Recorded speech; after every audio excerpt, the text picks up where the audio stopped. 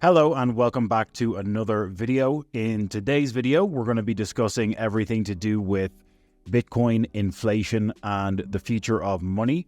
But as always, if you enjoy these videos, please hit the like button below, hit the subscribe button so that you can stay up to date with all the latest action in the Bitcoin and cryptocurrency space. And without further ado, let's jump into today's topic. Again, what we're going to be discussing today is more on the economic side of things with inflation and Bitcoin, and thinking about how Bitcoin has performed thus far versus other assets, other asset classes, and general economic growth, and looking at, how much of a hedge or how much return can we actually get from diversifying into Bitcoin versus other assets. And starting off, we're just taking a look at this chart here for, basically this is US monetary expansion. This is the chart mapped from all the way back in 1960 up until the present day with money supply, printing of money over the past 60, 70 years or so. And, a huge amount of growth in terms of monetary printing. We know Bitcoin is deflationary in nature thanks to its fixed supply, but with governments being able to print essentially infinite amounts of US dollar, we know that we experience inflation year over year, and the sheer amount of US dollars that have been printed since 2020 alone is almost a quarter of the entire monetary supply in US dollars that exists and has existed since 1960. So since looking at the chart here, since 2020 alone, we've got, the overall chart, we've got $20.76 trillion.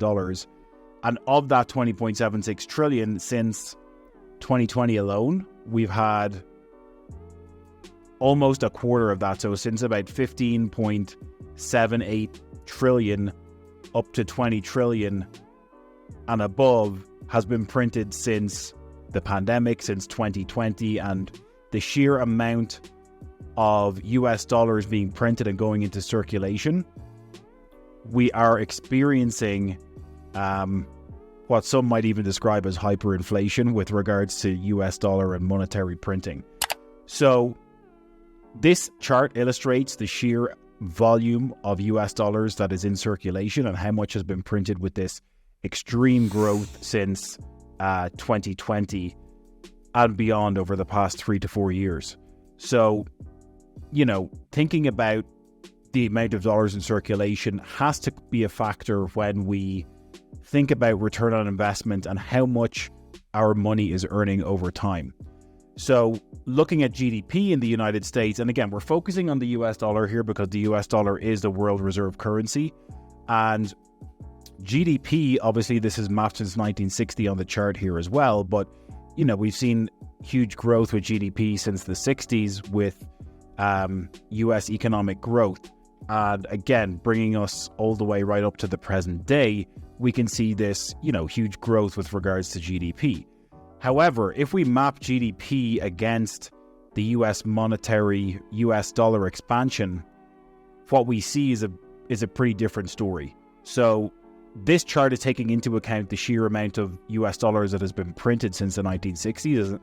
And obviously we've experienced growth over, certain periods of time. There's been fluctuations, there's been ups and downs in the market, but a pretty clear trend since, the mid to late 90s has been, a significant drop in percentage with regards to US GDP versus monetary expansion. And since about 1997, we've seen about a 42% drop with regards to GDP when we map it against monetary expansion. And I think if you look at the chart here, we can see that, in the mid-90s, we really saw that expansion with money printing really start to take course. And then it's gotten even crazier since 2020. Obviously, looking on this chart here, we see that reflected as well with a very sheer drop since 2020 here, 2019, 2020, a very direct drop and a small recovery starting to happen. But that's reflected also here with a direct correlation in terms of, printing of dollars since 2019, 2020. So what does that mean in terms of purchasing power? What does that mean in terms of return on investment? Well, we can also look at some other examples and compare them versus the US monetary expansion. So what we're mapping here is the S&P 500, which is obviously an index of, some of the biggest companies in the US and in the world, of course. But when we map the S&P 500 versus US monetary expansion, we can see that all the way back since 1960 to the present day, we only get a plus 17% return. Again, you can argue that it's slightly different here with stocks because, you could be getting dividend payouts all the way through holding this, and the actual returns would be above 17%. But, this market has ups and downs. The stock market has a significant amount of volatility here over that period of time. But a 17% return since 1960, when we have huge amounts of money being printed, is not an extremely good result over that period of time.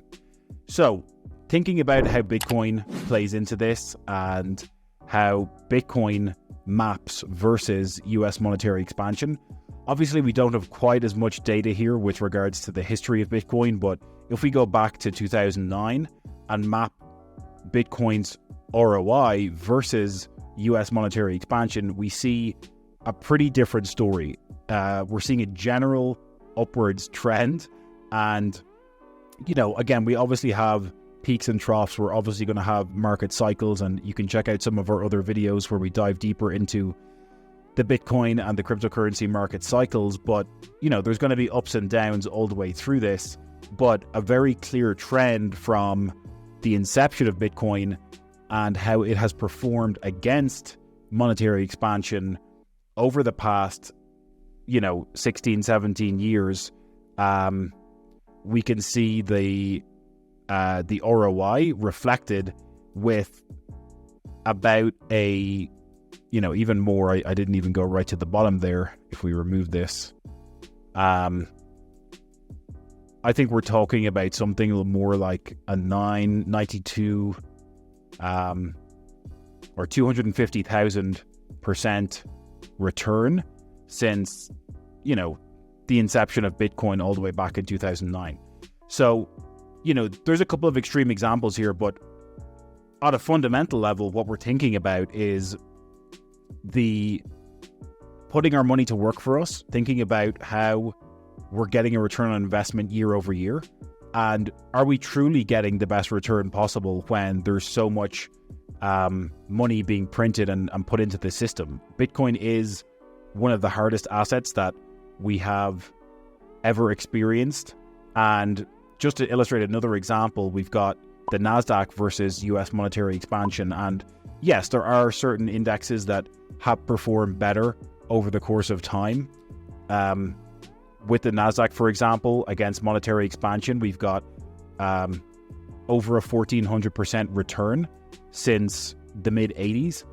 And that's obviously a much better result than the 17% of the S&P 500. So yes, it's possible.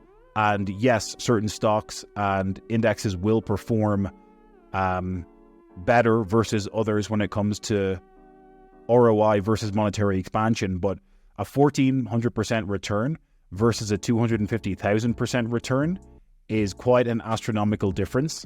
And the way that Bitcoin behaves and its patterns over time, obviously we don't have as much data, but the way in which Bitcoin is able to act as not just a hedge, but securing a better ROI versus monetary expansion over its lifetime is one of the most unique things that I think we've seen when it comes to this type of asset, and just bodes extremely well for the growth and expansion of Bitcoin as an asset and as a digital form of currency over the medium to long term.